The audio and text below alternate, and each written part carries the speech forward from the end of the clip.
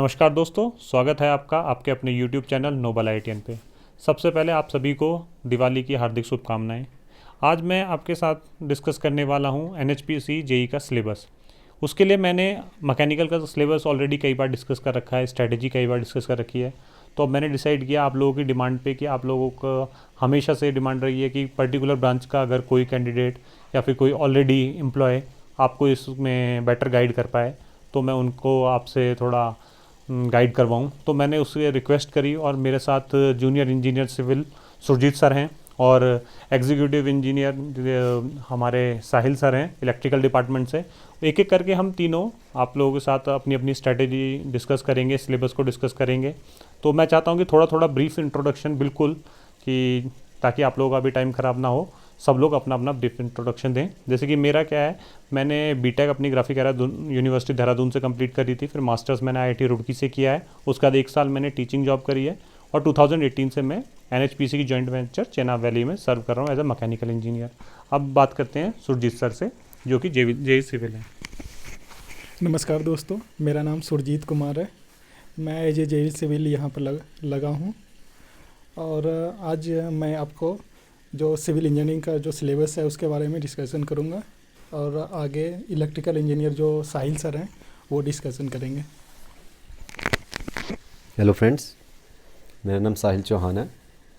मैंने 2016 में BTech pass out हूँ मैं, और 2018 में पवन सर और सुरजीत सर के साथ हम तीनों ने इकट्ठे ही नवंबर 2018 में ज्वाइन किया था। और हम तब से ही तीनों, और एक और हैं हमारे साथ इंजीनियर सिविल जो कि अभी छुट्टी पे घर पे जा रखे हैं। हम चारों स्टार्टिंग से ही साइट पे पोस्टेड है और फर्दर इस वीडियो के अंदर हम सिविल, इलेक्ट्रिकल, मैकेनिकल का सिलेबस डिस्कस करेंगे। चलिए अब स्टार्ट करते हैं अपने सिलेबस से रिलेटेड चीज़ें कुछ। जैसे मैंने आपको पहले भी बताया था, ये एनएचपीसी जेई की प्रिपरेशन स्ट्रेटेजी में जो मैंने वीडियो अपने चैनल पे डाला हुआ है, जिसमें आप लोगों का बहुत अच्छा रिस्पॉन्स आया था मेरे को। तो उसमें मैंने क्लियर कट बताया था कि सिलेक्शन के लिए आपको जो स्ट्रेटेजी यूज़ करनी है वो होनी चाहिए कि जितनी इंपॉर्टेंस आप अपने टेक्निकल को दे रहे हैं, सेम लेवल की इंपॉर्टेंस आपको नॉन टेक्निकल को देनी है। उसका रीज़न ये है कि 140 क्वेश्चन में आप कितनी भी एक्यूरेसी ले आएँ, आप 140 मार्क्स नहीं ला सकते, और वो टाइम चला गया है जब आपकी कट ऑफ 140 जाया करती थी। इसका मतलब क्या है, अगर आप समहाउ 110 स्कोर कर लेते हैं अपने टेक्निकल में, तो 50 मार्क्स आपको नॉन टेक में स्कोर करने ही पड़ेंगे 60 में से। तो आप इस रेशियो को कैसे करके मैनेज करते हैं वो आप पे डिपेंड करता है। कितना भी अच्छा स्टूडेंट हो, कितना ही ब्राइट स्टूडेंट हो, 80% लाने में अपने टेक्निकल डिपार्टमेंट के पेपर में सबके पसीने छूट जाते हैं, ये नेचुरल है। ठीक है, आप कितना भी अच्छा पढ़ रहे हो। तो जैसे इन्होंने सिलेबस रिलीज़ किया है, सबसे पहली चीज़, आधे लोगों की अफरा तफरी सिलेबस के रिलेटेड थी।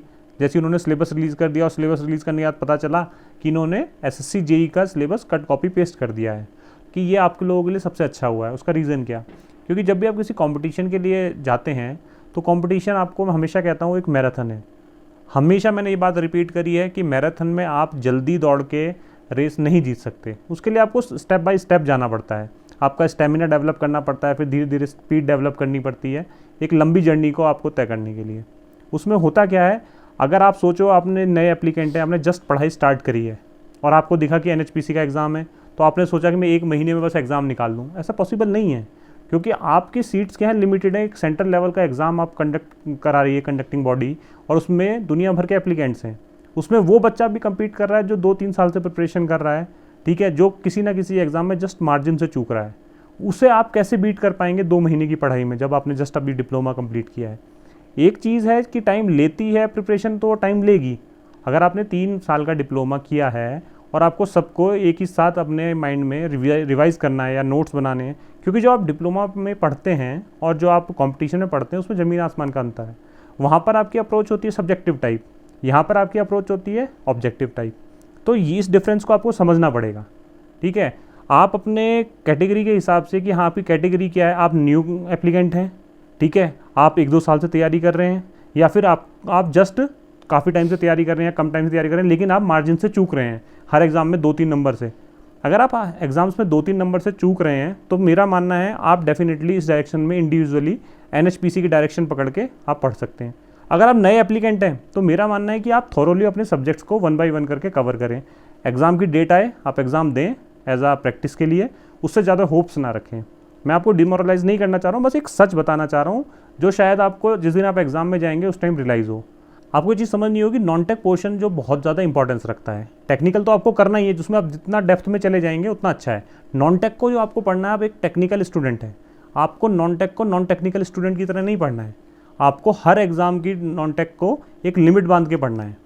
मैंने अपने इस चैनल में वीडियो भी डाला हुआ है कि मॉडर्न हिस्ट्री में आपको क्या पढ़ना है, फंडामेंटल राइट्स में क्या पढ़ना है।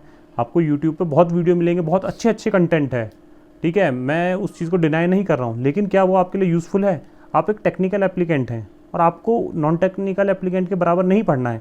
इस चीज़ को अपने माइंड में आप फीड कर लीजिए, क्योंकि बहुत सारे लोग जब 2-3 साल की तैयारी कर लेते हैं उसके बाद इस चीज़ को रियलाइज़ करते हैं कि यार हम अननेसेसरी पढ़ रहे थे, हमारी जो सिलेक्शन है वो नॉन टेक की तरफ से रुक रहा है, ठीक है। मैंने ये चीज़ें कई सारे बच्चों से सुन चुका हूँ, हाल फिलहाल में तो बहुत ज़्यादा, कि मेरी नॉन टेक की प्रिपरेशन नहीं हो पाती है।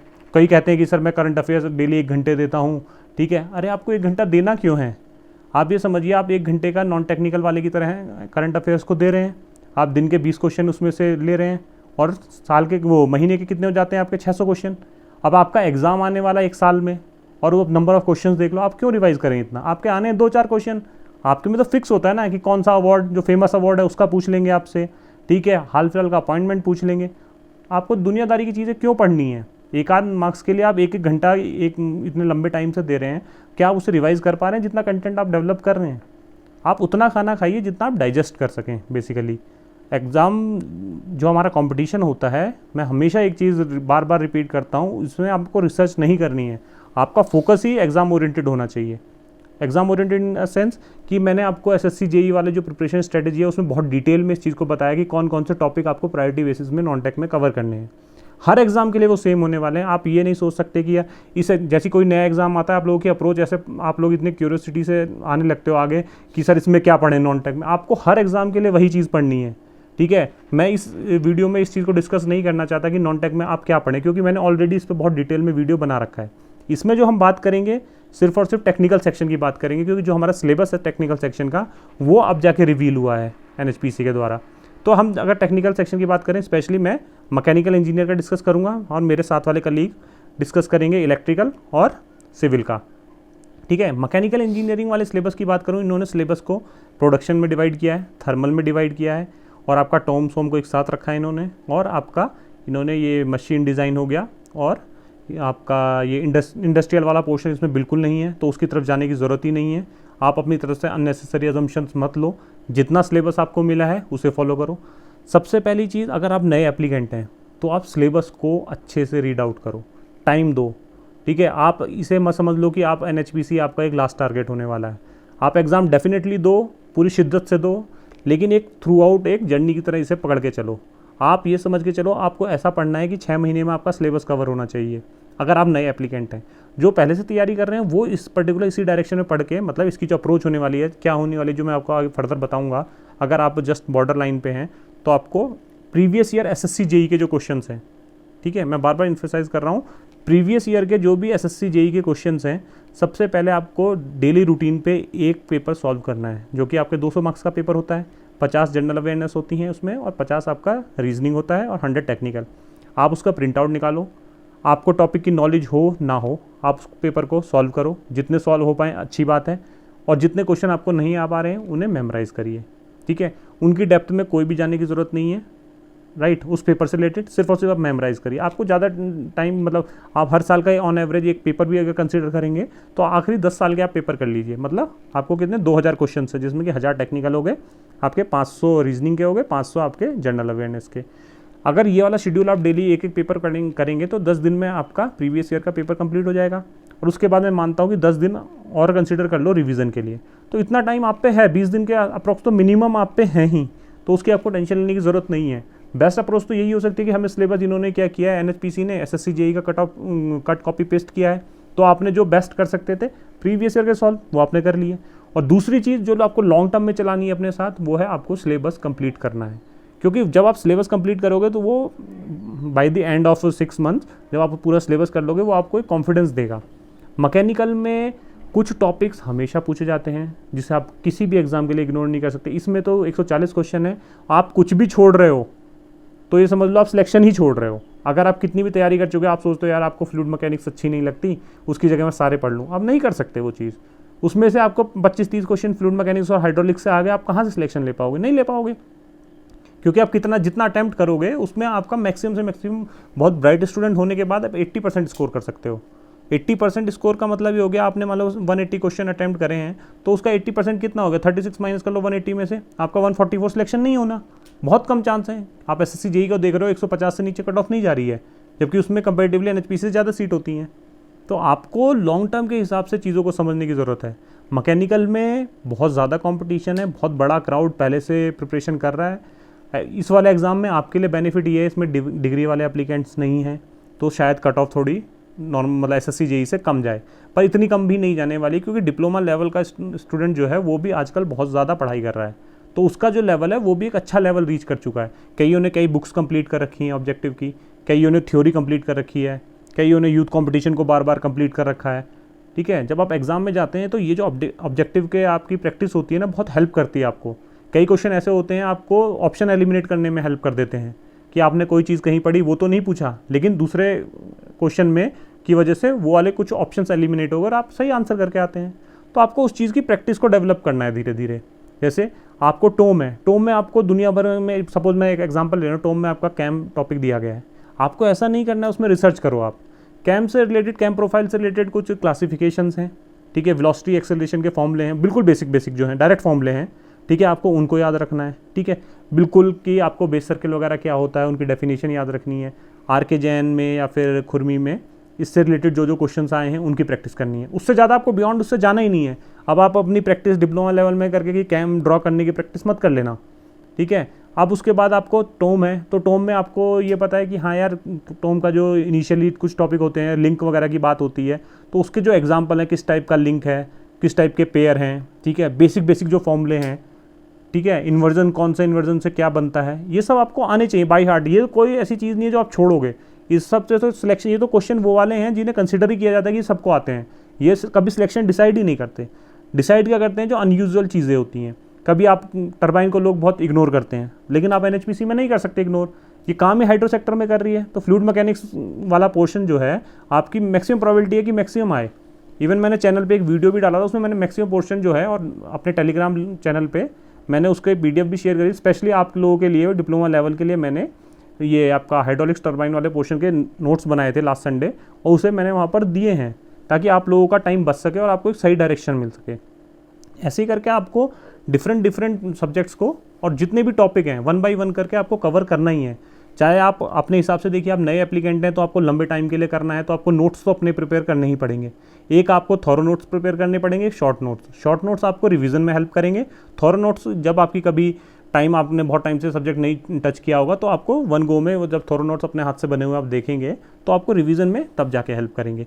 अगर आप शॉर्ट नोट्स को बार बार रिवाइज करते रहेंगे तो आपकी जो प्रिपरेशन है और जो आपकी मेमोरी है वो भी थोड़ी बढ़ेगी, और आपको कॉन्फिडेंस लेवल आप देखना बहुत ज़्यादा हाई हो जाएगा। इस चीज़ को आपको ध्यान में रखते हुए प्रिपरेशन करनी है।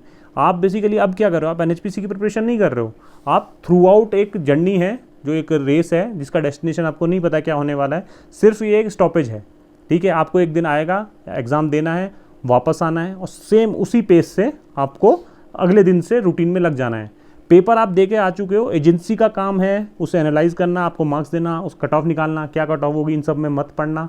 मैं बार बार आपसे एक चीज़ कहता हूँ, आपका काम है सिर्फ और सिर्फ पेपर की प्रिपरेशन करना और पेपर देना। बाकी आपने फ़ीस भरी है, कंडक्टिंग बॉडी है, वो खुद हैंडल करेगी, उन्हें छोड़ दो उनके पास चीज़ें, ठीक है। आपको जो करना है सिर्फ और सिर्फ अपने ऊपर काम करो। सबसे मेन चीज़ है, अगर आप अपने ऊपर काम करोगे, आपका जब कोई इंसान किसी एग्ज़ाम के लिए ज़्यादा शिद्दत से तैयारी करता है और रिजल्ट एक्सपेक्टेड नहीं होता कि हाँ जितना एक्सपेक्ट कर रहा था वो, तो वो टूट जाता है। तो आपको ये रखना ही नहीं है कि मुझे NHPC में जाना है। आप ये सोचो कि भाई ये एक मेरी मैराथन थी, बीच में एक स्टॉपेज था कि मैं वहाँ रुका और मैं आगे चल दिया, हो गया, वेल एंड गुड है। आओ ज्वाइन करो, अपने अकॉर्डिंग अपनी लाइफ को सेट करो। आगे आपको किसी और डिपार्टमेंट जाना है, उसकी प्रिपरेशन करो या जो भी करना है, लेकिन आप इसे एज अ टारगेट लेके मत चलना कि ये नहीं तो कुछ नहीं, क्योंकि सीट 30 हैं और 30 ही बच्चे आने और एप्लीकेंट बहुत हैं, ठीक है। सब तो नहीं आ सकते, 30 है मैकेनिकल में तो 30 ही सीट्स होंगी, बाकियों को तो अपने टारगेट को रखना है ना। आप बेस्ट टॉप 30 में आ रहे हो, बहुत अच्छी बात है, लेकिन आपको उस जर्नी को कॉन्टीन्यूटी से रख पाना बहुत टफ हो जाता है जब आप उसे एक डेस्टिनेशन बना लेते हो। NHPC JEE आपका डेस्टिनेशन नहीं होना चाहिए, सिर्फ एक स्टॉपेज होना चाहिए कि भाई एग्ज़ाम निकला है, मैं एग्ज़ाम दूंगा, अगले दिन से मेरा रूटीन सेम रहेगा, मैं इसी सिलेबस को फॉलो करूंगा, इसी की प्रैक्टिस करूंगा, प्रीवियस ईयर क्वेश्चंस की प्रैक्टिस करूंगा। ठीक है, आपको इसी तरीके से चलना है, क्योंकि मैकेनिकल के बारे में बहुत सारी चीज़ें मैं ऑलरेडी डिटेल में डिस्कस कर चुका हूँ, टॉपिक्स वगैरह अपने प्रीवियस वीडियोस में, तो मैं और ज़्यादा टाइम आपका नहीं वेस्ट करना चाहता। मैं चाहता हूँ कि फर्दर आप सिविल और इलेक्ट्रिकल वाले पोर्शन को सर के साथ डिस्कस करें, वो अपनी स्ट्रेटेजी बताएंगे, ताकि आपको एक बेटर अंडरस्टैंडिंग बाकी सब्जेक्ट्स में भी हो पाए, क्योंकि मैकेनिकल का मैं आपको कई बार ऑलरेडी बता चुका हूँ। तो मेरी तरफ से मैंने ट्राई किया मैं आपको बेस्ट दे पाऊँ। अब हम बात करते हैं सुरजीत सर की, वो आके आपको सिविल के बारे में थोड़ा बताएंगे, और फिर फर्दर इलेक्ट्रिकल के लिए हमारे साहिल सर आपको गाइड करेंगे। नमस्कार दोस्तों, मेरा नाम सुरजीत कुमार है। मैं सिविल इंजीनियरिंग के बारे में अभी बात करूंगा। इसमें फर्स्ट में है क्या कि शुरुआत में जो कंपटीशन की तैयारी करते हैं तो उसमें होते क्या है, जनरली टफ क्वेश्चन की ओर लोग ज़्यादा ध्यान देते हैं। Tough question in the sense होते हैं क्या, एग्ज़ाम में जो पूछे जाते हैं, जो 80% जो क्वेश्चन आते हैं वो ऑन एवरेज होते हैं जो कि उस पे लोग ध्यान नहीं देते हैं, और 20% जो क्वेश्चन होते हैं वो काफ़ी हार्ड होते हैं, उस पे ज़्यादा लोग ध्यान देते हैं, और उस पे अगर कंप्लीट कर लेते हैं 100% वो कवर कर लेते हैं वो 20%, तो उन्हें लगता है मेरे लिए कंपटीशन आसान हो गया, क्लियर करना बहुत ईजी है। ऐसा कुछ नहीं होता है। जो आपका बेसिक बुक है, जैसे गुप्ता एंड गुप्ता और RS खुरमी है, ये सब पढ़ के पहले कंप्लीट करो आप, क्योंकि ये जो है ना पहले बेस डिप्लोमा लेवल के जो बच्चे होते हैं वो ठीक है, उसके इम्प्रूवमेंट करते हैं, उसके आगे आप कुछ आगे का पढ़ाई करो, क्योंकि आज का जो कंपटीशन है ना वो पहले जैसे खुरमी से क्वेश्चन आ जाता तो हो गुप्ता एंड गुप्ता से आ जाता है, वो दौर अब गुजर गए हैं, अब उस तरह के क्वेश्चन नहीं आते हैं। आज अपने आप को इम्प्रूव करो आप, और उसके लिए आपको क्या हुआ, लेटेस्ट क्वेश्चन जैसे कि ES वगैरह के ऑब्जेक्टिव वगैरह आते हैं, जो इजी क्वेश्चन रहते हैं वो यहाँ JEE में पूछे जाते हैं, जो कि नॉर्मली लोग पढ़ते नहीं हैं। और कई सारे ऐसे एग्ज़ाम में देखे गए हैं, पिछले कई सारे एग्ज़ाम में, कि ES के जो ऑब्जेक्टिव वाले इजी से इजी क्वेश्चन होते हैं वो डिप्लोमा में पूछे जाते हैं, जो JEE वगैरह के एग्ज़ाम होते हैं, और उसे लोग छोड़ देते हैं, उसे आप कवर कर सकते हो। लेकिन जो बेस है ना, बेस आपका गुप्ता एंड गुप्ता से ही आएगा और खुरमी से आएगा, जो उसे आप कंप्लीट कर लो सबसे पहले का। और दूसरा रहा कि सिलेबस का, सिलेबस में ऐसा कुछ नहीं है जो कि नहीं पढ़ना है, ऑल ओवर आपको सभी पढ़ने हैं। जैसे कि इसमें दे रखा है, जैसे इसमें हाइड्रोलिक लिखा हुआ है, हाइड्रोलिक में क्या है, फ्लूइड मैकेनिक्स भी इन्वॉल्व है, लेकिन छोटा सा टॉपिक दे रखा है। ये जो हाइड्रो पावर सेक्टर होते हैं, इसका तो मेन काम ही हाइड्रोलिक एंड फ्लूइड मैकेनिक्स का है। पहले स्टार्टिंग जो होनी चाहिए आपको हाइड्रोलिक्स से होनी चाहिए, और फिर जो धीरे धीरे सर्वेइंग का पकड़ो, उसके बाद आप RCC करो, उसके बाद आप SOM करो, धीरे जितने भी सब्जेक्ट हैं ऑल ओवर आप क्लियर करो। ये नहीं कि कोई एक सब्जेक्ट, कोई एक टॉपिक पढ़ के कोई एग्ज़ाम कंप्लीट हो जाएंगे आपके, वैसा कुछ नहीं है। आज के टाइम में आपको धीरे धीरे अपने अंदर भी इम्प्रूवमेंट लाने की ज़रूरत है, कि जैसे कई सारे आज के डेट में प्रैक्टिस सेट करने की ज़रूरत है। Practice set in the sense होते हैं जो कि आपको अवेलेबल होते हैं, MEDIGI पे टेस्ट सीरीज अवेलेबल हो जाते हैं, जो कि JEE सिविल के लिए अवेलेबल हैं। और जहाँ तक SSC का, आप उसका SSC का आप ख़रीद सकते हो, क्योंकि SSC JEE में कई सारे ऐसे टॉपिक होते हैं जो कि सेम हूबहू यही टॉपिक है आपका NHPC का। इसीलिए आप SSC JEE के तरह ही इसको पढ़ो आप, क्योंकि ये एग्ज़ाम बार बार कंडक्ट नहीं होते हैं, कई सालों के बाद इस बार रिक्रूटमेंट ये आई हुई है, जो कि पहले कभी इसका एक रेगुलरिटी होती है ना, वो ख़त्म हो चुकी है। तो इसलिए इस पे हम फोकस नहीं कर सकते हैं कि इसका जो सिलेबस है बस वही कंप्लीट करना है, वैसा कुछ नहीं है। जो रेगुलर वैकेंसी आ रहा है उस पर फोकस रखो आप, और ये भी उसी के बेस पे हैं, ऐसा कुछ इसमें अलग है नहीं। तो आप मेरे हिसाब से जितने भी SSC के प्रीवियस ईयर क्वेश्चन वगैरह हैं JEE सिविल के, उन्हें आप रेगुलर प्रैक्टिस में लाओ। और जहाँ तक रहा करंट अफेयर्स वगैरह हैं जो नॉन टेक में, वो करंट अफेयर डेली थोड़ा न थोड़ा करते रहो आप। और ये जो है रीजनिंग वगैरह, रीजनिंग तो प्रैक्टिस का चीज़ है, अगर प्रैक्टिस छोड़ दोगे तो ख़त्म हो जाती है, प्रैक्टिस करने के बाद आ जाती है, इसमें कुछ एक्स्ट्रा है नहीं। रीजनिंग में तो SSC में कई सारे लड़के 48 लाते हैं 50 में से, तो उस तरह वो प्रैक्टिस पे डिपेंड करता है। अब मैं चाहूँगा कि आपका इलेक्ट्रिकल का जो सिलेबस है वो साहिल सर कवर करेंगे। हेलो फ्रेंड्स, मेरा नाम साहिल चौहान है और अब हम इलेक्ट्रिकल का सिलेबस डिस्कस करेंगे। दोस्तों, आप लोगों ने जो सिलेबस है उसकी थोरो रीडिंग एक बार ले ली होगी और आप लोगों को ये भी पता लग गया होगा कि सिलेबस के अंदर वेटेज किस सब्जेक्ट का कितना रहने वाला है। क्योंकि जहाँ तक मैं समझता हूँ 95% स्टूडेंट्स का ये एग्ज़ाम फर्स्ट नहीं होगा, इससे पहले भी वो और एग्ज़ाम्स के लिए प्रिपरेशन कर रहे होंगे, तो उनको एक आइडिया लग गया होगा कि किस सब्जेक्ट से कितना ज़्यादा आता है और किस सब्जेक्ट से कितना कम आता है। तो मैं आपका ज़्यादा टाइम ज़ाया ना करते हुए जो वेरी इंपॉर्टेंट सब्जेक्ट जिसको बोलते हैं, मैं उसके कुछ टॉपिक्स आपको बताना चाहूँगा। जैसे अपने इलेक्ट्रिकल मशीन्स है, इलेक्ट्रिकल मशीन के अंदर जो सिंगल फेज़ इंडक्शन मोटर का जो पार्ट है वो देखने में बहुत थोड़ा लगता है, बहुत मिनिमल है। लेकिन दोस्तों जो मैं मेरा आपके साथ एक्सपीरियंस शेयर करूँगा, मैंने 2018 के अंदर ये एसएससी जेई का एग्ज़ाम दिया था इलेक्ट्रिकल का। उसमें दोस्तों सिंगल फेज़ इंडक्शन मशीन का बहुत हैवी वेटेज था। हालांकि जब आप सिलेबस देखते हैं तो उसके अंदर मात्र एक लाइन दिखती है ये सिंगल फेज़ इंडक्शन मोटर्स की, लेकिन दोस्तों उस एक लाइन का वेटेज बहुत ज़्यादा है, उसको मिस मत कीजिएगा प्लीज़ आप। और मशीन के अंदर सारा इंपॉर्टेंट है, लेकिन मैं फोकस इस पे कर रहा हूँ सिंगल फेज़ इंडक्शन मोटर पे, मशीन पे, कि ये आप ज़रूर करके जाएं। और दोस्तों पावर सिस्टम नाम की जो चीज़ होती है वो इसमें पावर सिस्टम ना देके जनरेशन, ट्रांसमिशन, डिस्ट्रीब्यूशन के अंदर वही सारा पार्ट ही आ गया है। एस्टिमेशन कॉस्टिंग होती है, यूटिलाइजेशन ऑफ इलेक्ट्रिकल एनर्जी है। ये जो मैंने estimation costing and utilization of electrical energy जो बताया है, ये आप में से मैं समझता हूँ 90% बच्चा इसको छोड़ देगा, लेकिन एटलीस्ट इसमें से इतना ज़रूर करके जाइएगा कि आपको चीज़ों की यूनिट्स बताऊँ। जैसे इल्यूमिनेशन की यूनिट क्या होती है, फ्लक्स की यूनिट क्या होती है, इल्यूमिनेशन डेंसिटी की यूनिट क्या होती है, एटलीस्ट जो मोटा मोटा सा है बेसिक नॉलेज जिसको बोलते हैं वो आप ज़रूर करके जाना, छोड़ के मत जाना कोई भी सब्जेक्ट। क्योंकि दोस्तों होता है ऐसा है कि एक्सपेक्ट द अनएक्सपेक्टेड, जो आप नहीं सोचते हैं वो एग्ज़ाम के अंदर ज़रूर मिलती है। इसमें नहीं हो सकता है इसके अंदर वो चीज़ ना आए, लेकिन आने वाले जो आप फर्दर फ्यूचर में जो एग्ज़ाम्स देंगे उसके अंदर आ जाए।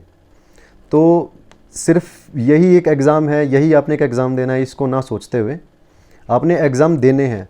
जैसा कि हमारे पवन सर ने पहले डिस्कस किया है कि आपका एक फ़िलहाल NHPC डेस्टिनेशन नहीं है, वो एक आपका सिर्फ एक लिए लगा लीजिए कि आपको एक सेटिस्फेक्शन के लिए आपका एक स्टॉपेज है। डेस्टिनेशन वो होता है जैसे NHPC है दोस्तों, NHPC के अंदर जो मैक्सिमम जो जेई लेवल पे जो पोस्टिंग रहेंगी स्टार्टिंग में वो फील्ड पे ही रहेंगी, जितनी हो सकती है मैक्सिमम लोगों की फील्ड पे रहेंगी, स्टेशन पे भी हो सकती हैं। बाकी आपके जो ऑफिसेज हैं कॉरपोरेट, जो जिनको कैंप या कॉरपोरेट ऑफिस बोलते हैं, वहाँ पे होना आपका मुश्किल है। तो अपनी प्रिपरेशन आने वाले एग्ज़ाम, इस एग्ज़ाम और आने वाले और एग्ज़ाम्स के लिए बहुत अच्छी रखें। और मेरी तरफ से आप सभी लोगों को ऑल द बेस्ट आपके आने वाले एग्ज़ाम्स और NHPC के लिए। Thank you.